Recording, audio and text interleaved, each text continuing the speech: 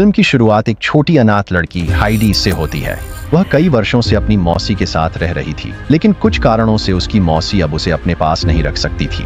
इसलिए हाइडी की मौसी उसे पहाड़ों में उसके दादा आल्पोहाई के पास छोड़ने ले जाती है। शहर के लोग उनसे डरते हैं और मानते हैं कि उन्होंने कभी एक हत्या की थी। हालांकि हाइडी की मौसी इन अफवाहों को नजरअंदाज कर देती है कि आल्पोहाई हाइडी के लिए खतरनाक हो सकते हैं।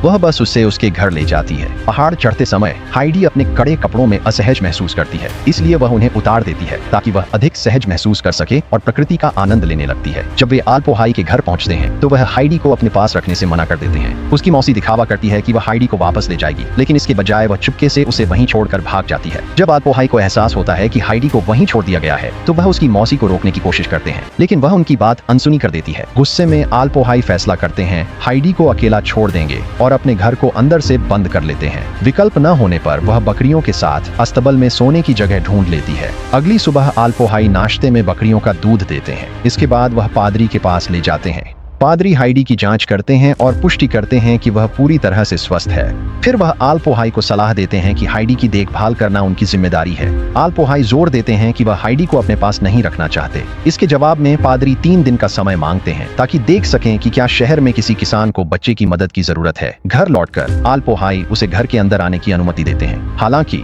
घर के अंदर सब कुछ एक व्यक्ति के लिए ही व्यवस्थित है।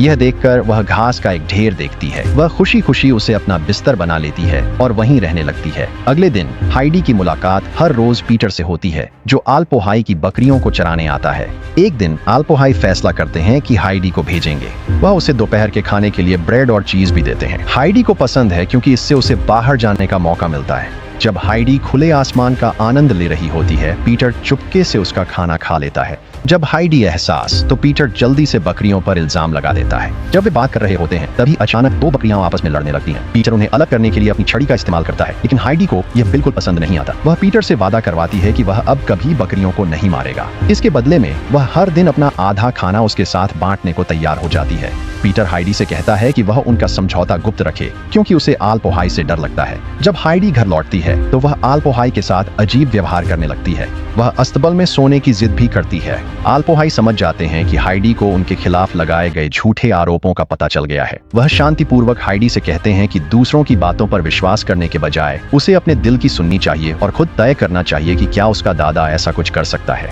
हाइडी का दिल पिघल जाता है। वह दादा पर भरोसा करने लगती है। वह दौड़कर उन्हें गले लगाती है, खुशी खुशी अटारी में सोने चली जाती है। अगले दिन हाइडी पीटर और बकरियों के साथ बाहर जाती है।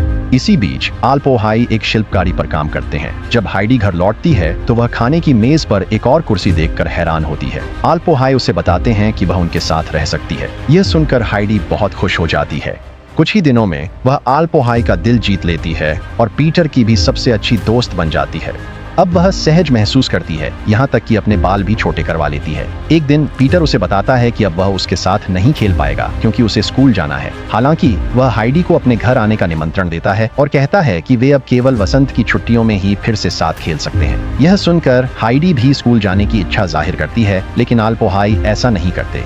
उसे पता है कि सर्दियों के दौरान हाइडी स्कूल जाने के लिए शहर नहीं जा पाएगी। जैसे ही सर्दी आती है, हाइडी के लिए बाहर जाना मुश्किल हो जाता है। हर समय घर के अंदर रहने से वह ऊब और बेचैन हो जाती है।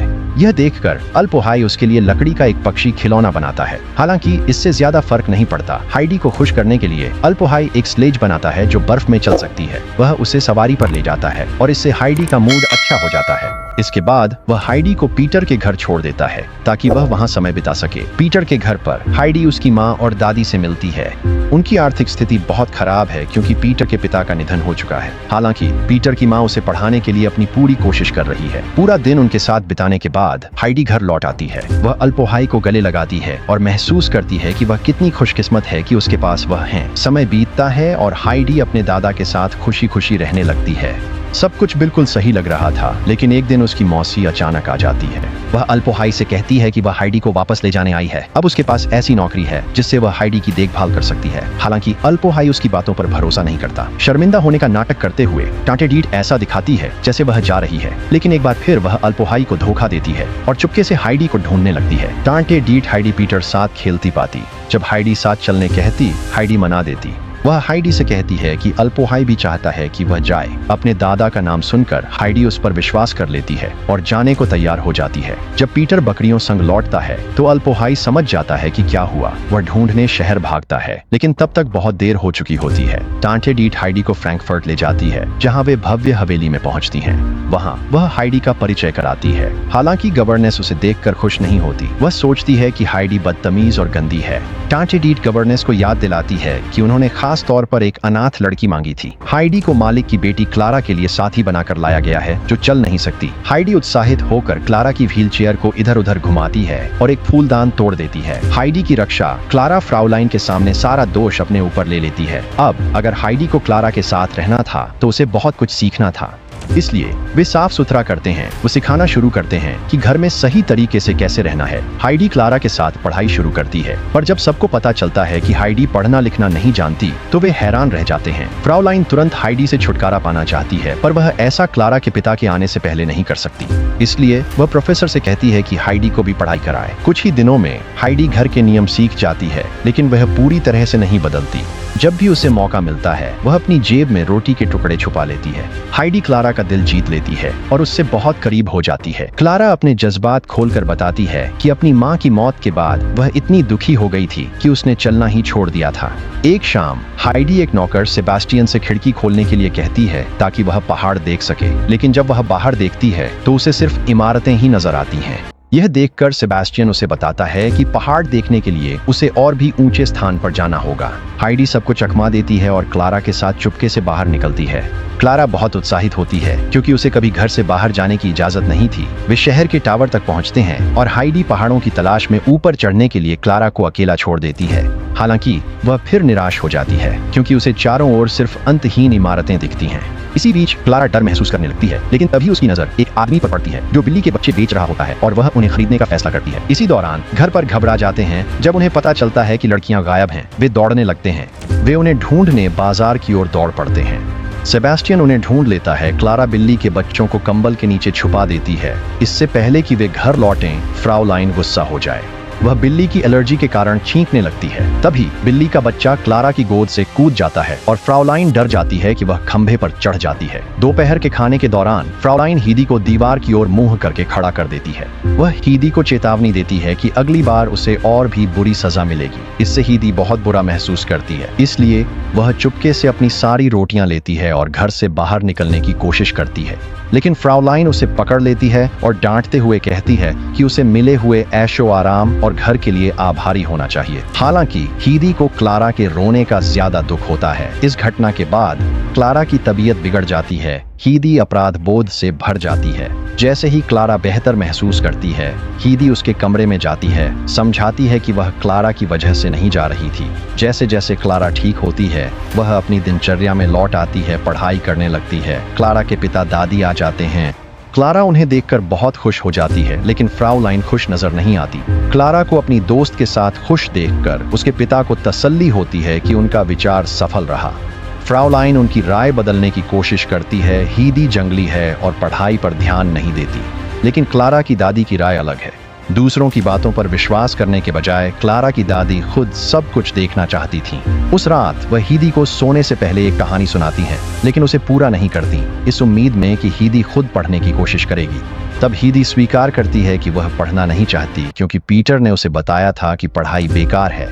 यह सुनकर दादी समझाती हैं कि हीदी को हर बात पर विश्वास नहीं करना चाहिए और उसे खुद चीजों का विश्लेषण करना चाहिए। चूंकि हीदी को कहानियां पसंद हैं, इसलिए वह पढ़ाई पर ध्यान देने का फैसला करती है। अगले दिन क्लारा की दादी उसके पिता से कहती हैं कि हीदी एक प्यारी बच्ची है, लेकिन उसे घर में रखना उसकी इच्छा के खिलाफ है, इसलिए उसे वापस भेज देना चाहिए। लेकिन वह ऐसा नहीं चाहते क्योंकि हीदी की मौजूदगी से क्लारा की सेहत में सुधार हुआ है। समय बीतने के साथ घर से अजीब आवाजें आने लगती हैं और नौकर अक्सर मुख्य दरवाजा खुला पाते हैं।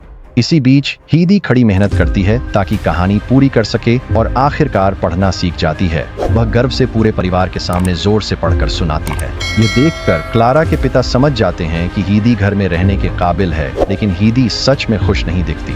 इसके बाद क्लारा की दादी अपने घर लौट जाती हैं। उस रात जब क्लारा के पिता अपने दोस्त के साथ शतरंज खेल रहे होते हैं तो उन्हें वही अजीब आवाजें सुनाई देती हैं। क्लारा के पिता डरते हैं कि चोर घर में घुस आया है, इसलिए वह घर की तलाशी लेता है, लेकिन वह हीदी है जो नींद में चल रही है। वह अपने कमरे से बाहर निकलती है, मुख्य दरवाजा खोलती है और खुले आसमान को निहारती है, जैसे वह बकरियां चराते समय करती थी। वह अपने कमरे में लौट जाती है और सो जाती है।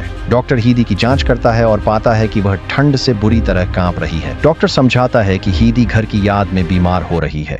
वह चेतावनी देता है कि अगर उसे जल्द घर नहीं भेजा गया तो उसकी सेहत को खतरा हो सकता है। हालांकि क्लारा के पिता हीदी को भेजने में अभी भी हिचकिचा रहे हैं। अगली सुबह वह क्लारा को हीदी की हालत बताते हैं और समझाते हैं कि उसे घर वापस जाना जरूरी है, लेकिन समझने के बजाय क्लारा नाराज हो जाती है और खुद को कमरे में बंद कर लेती है। हीदी घर लौटने के लिए खुश है, लेकिन उसे क्लारा की चिंता भी है। वह उससे बात करने जाती है, पर क्लारा दरवाजा खोलने से मना कर देती है। आखिरकार हीदी के जाने का समय आ जाता है। जाने से पहले वह क्लारा के पिता को एक लकड़ी का पक्षी देती है जो अल्पोहाई ने उसके लिए बनाया था और क्लारा से वादा करती है कि वह फिर से मिलने आएगी। फ्राउलाइन सोचती है कि अब घर में शांति होगी, लेकिन जैसे ही वह मुड़ती है उसे एक बिल्ली का बच्चा दिखाई देता है। रसोइया उसे उठा लेता है, रखने का फैसला करता है और उसका नाम हाइडी रख देता है। इसी बीच हाइडी अल्पोहाई के शहर लौट आती है, जहाँ सभी लोग उसे देखकर बहुत खुश हो जाते हैं। वह जल्दी से अल्पोहाई से मिलने जाती है। हालांकि अब चीजें बदल गई हैं। अब अल्पोहाई हाइडी को स्कूल भेजता है और सर्दियों में वे शहर के घर चले जाते हैं। हाइडी की नई शिक्षिका बहुत दयालु है, जिससे पढ़ाई आसान हो जाती है। सब कुछ फिर से सामान्य हो जाता है। हाइडी को आखिरकार वह जीवन मिल जाता है जिसकी उसने हमेशा चाहत की थी। हालांकि हाइडी पहाड़ों में अपनी नई जिंदगी से खुश है, फिर भी उसे क्लारा की याद आती है। वह उसे पत्र लिखती है और जब क्लारा उन्हें पढ़ती है तो उसे दुख होता है, ये महसूस करते हुए कि उसने हाइडी से कभी अलविदा भी नहीं कहा था। अपनी पोती को उदास देखकर क्लारा की दादी उसे हाइडी के घर ले जाने का फैसला करती है। जब दोनों दोस्त फिर से मिलती हैं तो वे बहुत खुश हो जाती हैं। इसके बाद क्लारा की दादी तय करती हैं कि क्लारा कुछ दिनों के लिए हाइडी के साथ रहेगी। हाइडी क्लारा को दिखाती है कि वह पहाड़ों में कैसे रहती है और दोनों की दोस्ती गहरी हो जाती है। हालांकि इससे पीटर को जलन होने लगती है। एक दिन वह क्लारा की व्हील चेयर को पहाड़ी से नीचे धक्का दे देता है। जल्द ही सभी को पता चल जाता है कि इसके लिए पीटर जिम्मेदार है। क्लारा की सुरक्षा सुनिश्चित करने के लिए अल्पोहाई हर समय दोनों बच्चों के साथ रहते हैं, लेकिन फिर क्लारा एक सुंदर तितली देखती है और उसे पकड़ने के लिए खड़ी हो जाती है। शुरुआत में उसे कठिनाई होती है, लेकिन वह छोटे कदम चलने में सफल हो जाती है। हाइडी और पीटर की मदद से वह लगातार बेहतर होती जाती है। कुछ दिनों बाद क्लारा के पिता और दादी उसे घर ले जाने के लिए आते हैं। जब वे क्लारा को अपने पैरों पर खड़ा देखते हैं तो वे खुशी से अभिभूत हो जाते हैं। जाने से पहले क्लारा हाइडी से वादा करती है कि वे फिर मिलेंगे। क्लारा की दादी हाइडी को एक डायरी और पेन देती है। अंतिम दृश्य में हम देखते हैं कि हाइडी पहले की तरह पीटर के साथ बकरियों की देखभाल करते हुए खुश है, लेकिन अब अपनी रोजमर्रा की दिनचर्या के साथ वह अपनी डायरी में लिख रही है, अपने सपने को पूरा कर रही है। और इस खूबसूरत पल के साथ फिल्म का दिल छू लेने वाला अंत होता है। देखने के लिए धन्यवाद।